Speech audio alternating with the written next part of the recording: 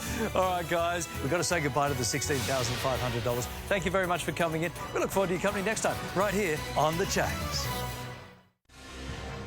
Tonight, the Army arrives, help finally for communities battered by storms. The Premier pitches in to help after being blasted for taking a family holiday. A president and a prince named in secret documents linked to sex offender Jeffrey Epstein. Recordings released, now the blame game over the Tokyo tarmac disaster. Queensland schools shame why children don't feel safe. And a standing ovation for David Warner in his final test, but will he bat one more time? Live from Brisbane, 7 News with Samantha Heathwood. Good evening. The Army has finally arrived in storm-stricken parts of the southeast to help clear debris and reconnect power to thousands of homes. The destruction is unprecedented and the damage bill is growing fast. A ground zero boots finally on the ground. 10 days since extreme weather hit, 33 Australian Army personnel deployed to the hinterland. We're just like, hooray! You know, they're here. Music ringing to our ears, actually, just to hear the trucks, to know that everybody's coming now to help us. But their delayed arrival has been criticised. It's too late. You need people on the ground next day. Troops are getting stuck in, helping Energex crews navigate piles of debris intertwined with power lines across roads, hampering restoration works. I'm so glad they are here, so like to help us to clean the road, clean the tree. Yeah, that's so glad. Yes, thank you for them. Thank you. Polly is also pitching in, the Premier getting his hands dirty for a bit at least. The opposition leader and his team also lending a hand to struggling businesses. The clean-up ahead is mammoth and will be months in the making. Many couldn't wait for the military to move in. We finally got the 100-tonne crane come in. Huge bit of kit. This is what the crane needed to remove. The Christmas night chaos brought down large trees and branches onto Dale Langan and his young family's home, piercing the roof. Now we can kind of commence trying to get a new roof put on the house and get the family back in once we get power as well. From far and wide, help is here. It's pretty chaotic out here. Come out from Sydney, 10 hours away, with our trucks, left our families. But it's the unknown of when life will return to normal that's plaguing residents and business owners. We're just among the many suffering businesses on Tamborine, and we're luckily enough to be able to get a generator in. We missed out on so much money from the power outages. Energex is continuing to work to restore power for thousands of residents who have been in the dark since Christmas Day. Many are being told they should have electricity by tomorrow, while others will wait another weekend without it, being told it's not a simple fix for everyone. 900 of those 6,000 have also had damage within their home that requires electrical certification, and we want to reassure those households that there are grants available to assist them to get the electricity work done within their homes. The worst hit areas, Scenic Rim, Gold Coast and Logan councils will also receive a $1 million cash splash each from the state government, a financial boost to hasten the recovery, adding to a growing damage bill. It'll be a lot of money, I think it's fair to say. And another 20 ADF members will arrive here to bolster that clean-up effort tomorrow here in the Scenic Rim as well as right across the Gold Coast. And it's important that the clean-up is done as quickly as possible. There are storms predicted. While there's no flood warnings yet, as you can see behind me, Sam, there's still plenty of water around. Rachel Baxter at Cedar Creek, thank you.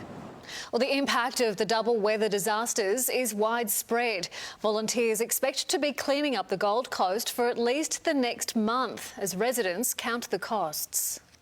Flattening a family home, 40-metre gum slicing through Peter James's house. Our granddaughter was just sitting inside the door there. Roofs collapsed, walls collapsed and created a little A-frame. We could get the granddaughter out. The Beachmont property a casualty of the brutal Christmas Day tornado. Wife usually would be in bed early, but just the fact that it was Christmas, she was up. So, she wouldn't have survived. Downed trees tore holes through ceilings at Cubby Care in Coomera. We've had huge gum trees come down, fences were destroyed by the trees, some roofing, and classrooms were flooded. A branch narrowly missed this barn. Cheap little lambs, Sweetie and Cupcake, and they were sleeping in their barn. Hundreds pitching in to rebuild the kindy.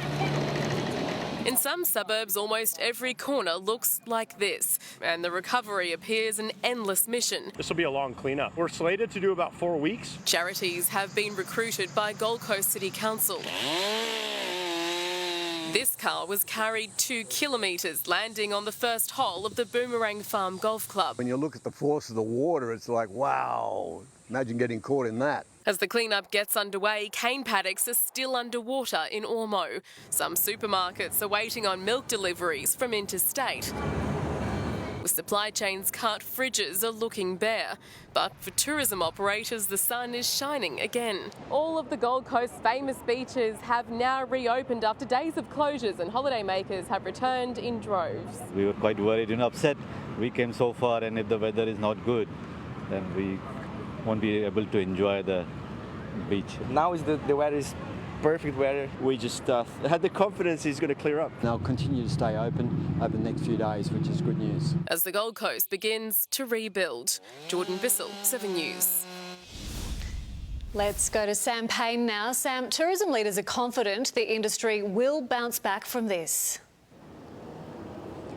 They expect tourists to continue to come to the Gold Coast despite both weather events. The occupancy rate was at 80% during this holiday period. Businesses are still rebuilding. Topgolf remains closed and it's not known when Paradise Country will reopen. As we know, some theme parks had to shut their doors, but it's not deterring visitors. We're not seeing cancellations, we're actually seeing people, still coming and having their holiday here. And I just think that's fantastic that we continue to show that the Gold Coast is open for business. Sam, there are talks underway though for the state government to create a campaign to lure more tourists to the city. Sam Payne at Surfers Paradise, thank you. Well, as the recovery begins, the cost of the clean-up is becoming apparent. Millions of dollars in insurance and hardship payment claims have already been made. Sally Guite has the details. The Christmas New Year double disasters will be costly. More than 20,000 insurance claims have been made by South East Queenslanders in the wake of the severe weather events. Recovery hubs and multiple teams of insurance assessors are on the ground helping residents lodge claims. There have also been more than 75,000 applications for the state government's emergency hardship grants in the South East, with more than 22,000 approved and counting. Between that and the $4 million in claims made by 25,000 far north Queenslanders hit by Tropical Cyclone Jasper, there are now more requests for hardship assistance for these two events than were made following Brisbane's 2022 floods. All up, these figures are expected to increase as the extent of the damage is realised. Sally Guite there. Well, the Premier has vehemently defended taking a holiday with his family during the severe weather event. Stephen Miles says governing is not a one-person show, while trying to fend off comparisons to Scott Morrison. Back on the clock. With natural disasters piling up, there's already a family holiday to defend. This is not a one-person show. It is an ironclad rule of politics in Queensland that you don't go on holidays over the summer storm season. Stephen Miles went to the Sunshine Coast on Monday, taking emergency briefings over the phone. Good leaders know when it's time to be on the ground. Good leaders spend some time with their family. Pointing to the commitment he made to them when he was sworn in as Premier 3 weeks ago.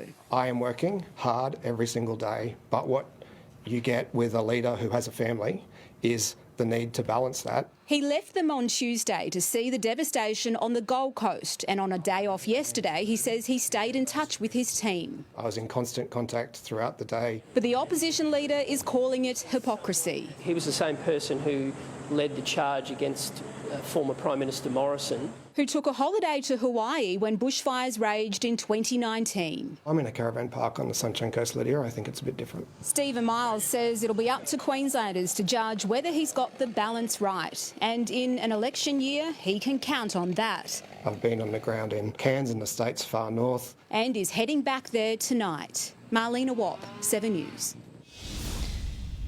To breaking news now, a young girl has been bitten by a dingo on Gari. The 7-year-old had followed her mother out of their car to take